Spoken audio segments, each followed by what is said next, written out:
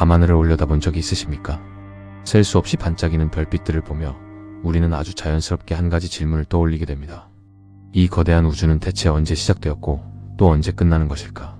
우리가 학교에서 배웠고 현재 과학계가 정설로 믿고 있는 이론은 바로 빅뱅 우주론입니다.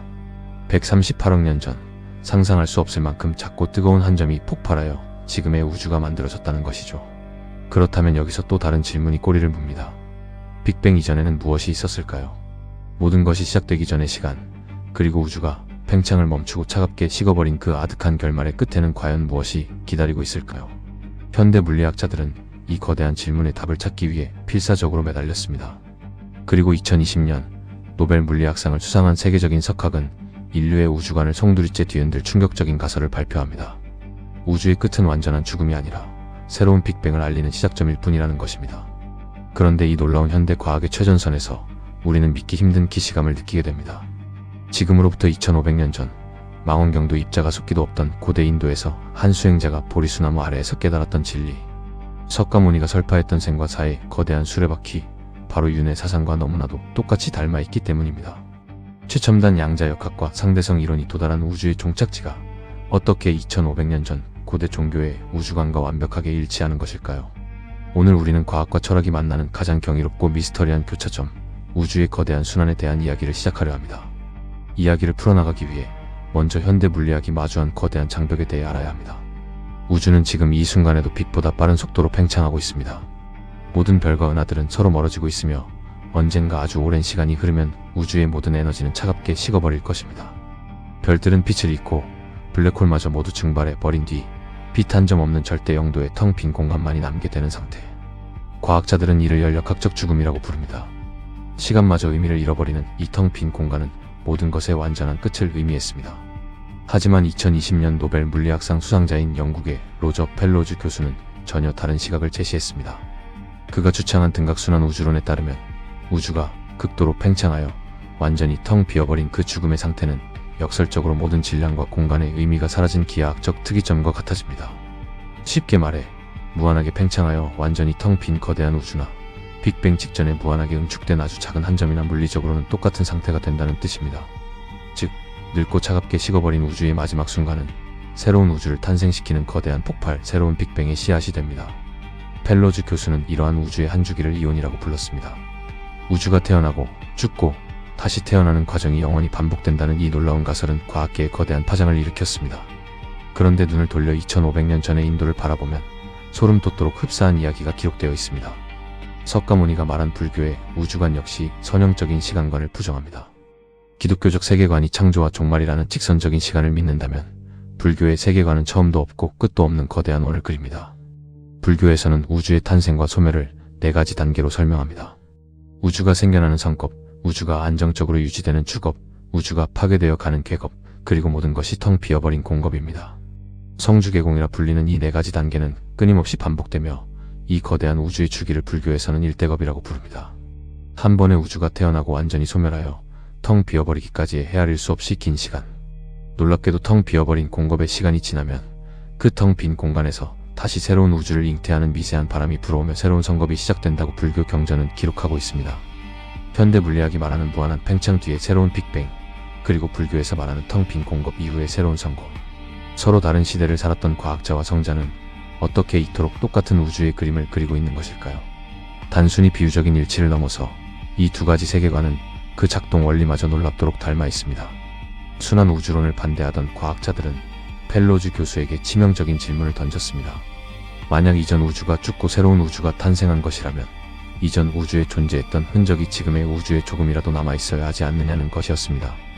펠로즈 교수는 이 질문에 대해 놀라운 관측 결과를 제시합니다. 그것은 바로 우주 배경 복사라는 우주 전역에 퍼져있는 최초의 빛에서 발견된 특이한 무늬들이었습니다. 그는 이 흔적들을 호킹 지점이라고 명명했습니다. 이전 우주에 존재했던 초거대 블랙홀들이 오랜 시간 동안 붕괴하고 증발하면서 뿜어낸 거대한 에너지가 우주의 경계를 넘어 새로운 우주, 즉 우리가 살고 있는 지금의 우주까지 넘어와 화석처럼 남겨진 흔적이라는 것입니다. 이전 생애의 우주가 남긴 거대한 흉터가 새로운 우주의 밤하늘에 새겨져 있다는 이 주장은 학계의 엄청난 논란과 함께 거대한 호기심을 불러일으켰습니다. 이제 불교의 윤회 사상을 들여다보겠습니다. 윤회란 단순히 사람이 죽어서 다시 태어난다는 단편적인 전생 이야기가 아닙니다. 윤회의 가장 핵심적인 동력은 바로 업, 즉 카르마입니다. 불교에서는 한 생애가 끝나 육신이 소멸하고 모든 것이 부로 돌아가는 것처럼 보여도 그 생애 동안 쌓아 올린 생각과 행동의 에너지는 절대 소멸하지 않는다고 가르칩니다. 이 거대한 에너지의 덩어리인 업은 다음 생을 결정짓는 씨앗이 되어 텅 빈 상태를 건너 다음 생애로 고스란히 전달됩니다. 이전 생의 결과가 다음 생의 원인이 되는 절대적인 인과 법칙. 우주가 소멸해도 블랙홀의 에너지가 흔적을 남겨 다음 우주로 넘어간다는 펠로즈의 호킹 지점은 전생의 업이 고스란히 다음 생으로 넘어간다는 석가모니의 카르마와 완벽하게 겹쳐집니다. 물리학자들은 이것을 에너지 보존의 법칙과 정보의 전달이라고 불렀고 2500년 전의 수행자들은 이것을 연기법과 업보라고 불렀을 뿐입니다. 두 세계 모두 완전한 단절은 존재하지 않으며 이전 주기의 흔적이 새로운 주기의 바탕이 된다고 한 목소리로 외치고 있는 것입니다. 그렇다면 여기서 가장 근본적이고 미스터리한 의문이 남습니다. 어떻게 이런 일이 가능했을까요? 2500년 전의 사람들은 우주의 끝은커녕 지구가 둥글다는 사실조차 정확히 알지 못했습니다. 그들은 현미경으로 원자를 들여다보지도 못했고 거대한 전파망원경으로 우주 배경 폭사를 관측하지도 못했습니다. 그런데 어떻게 현대 천체물리학과 양자역학이 수백 년에 걸친 관측과 엄청난 수학적 계산 끝에 겨우 도달한 우주의 진리를 그들은 일찌감치 깨닫고 문서로 기록해 둘 수 있었을까요? 일부 학자들은 고대인들의 칙관력이 현대인들의 상상을 초월했을 것이라고 추측합니다.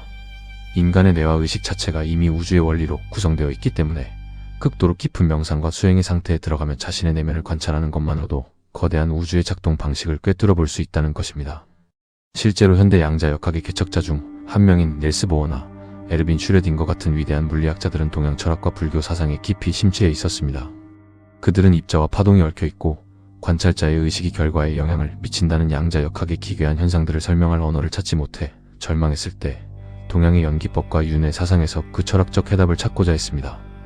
눈에 보이는 물질 세계의 한계를 돌파한 물리학자들이 마주한 세상은 놀랍게도 성자들이 눈을 감고 바라보던 정신의 세계와 같은 풍경을 띠고 있었던 것입니다. 반면 이것을 초고대 문명의 흔적이나 외계 지성체의 개입으로 해석하려는 대담한 가설도 존재합니다. 인류가 기록을 남기기 훨씬 이전 이미 과학기술의 정점에 도달했던 초거대 문명이 멸망을 앞두고 자신들의 지식을 종교와 철학의 형태로 암호화하여 남겼다는 것입니다. 만약 인류의 역사마저 우주처럼 순환하고 반복되는 것이라면 고대 인도의 기록들은 그저 깨달음의 결과물이 아니라 이전 문명 생존자들이 남긴 일종의 우주 생존 지침서일지도 모릅니다.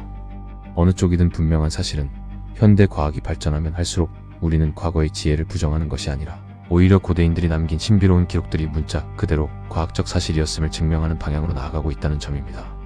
자, 다시 밤하늘을 올려다 보십시오. 우리가 지금 바라보고 있는 저 별빛들은 어쩌면 처음 생겨난 우주의 첫 번째 불꽃이 아닐지도 모릅니다. 우주는 팽창과 수축, 탄생과 죽음을 무한히 반복하는 거대한 생명체일 수 있습니다. 우주의 호흡 한 번이 138억 년을 넘어 수천억 년에 달할 뿐 우주 역시 태어나고 숨쉬고 늙어가며 다시 새로운 태어남을 준비하고 있는 것입니다. 만약 순환 우주론과 윤회 사상이 진실이라면 지금 여러분이 이 영상을 보고 있는 이 찰나의 순간조차 처음 일어난 일이 아닐 것입니다. 아주 아득한 과거의 이전 우주에서도 그리고 앞으로 다가올 무한한 미래의 다음 우주에서도 우리는 똑같이 고민하고 똑같이 밤하늘을 바라보며 우주의 비밀을 궁금해하고 있을지도 모릅니다. 이전 우주가 남긴 흉터가 지금의 우주에 새겨져 있듯 지금 우리가 쏟아내는 수많은 생각과 업보는 다음 우주의 밤하늘에 어떤 별빛으로 남게 될까요?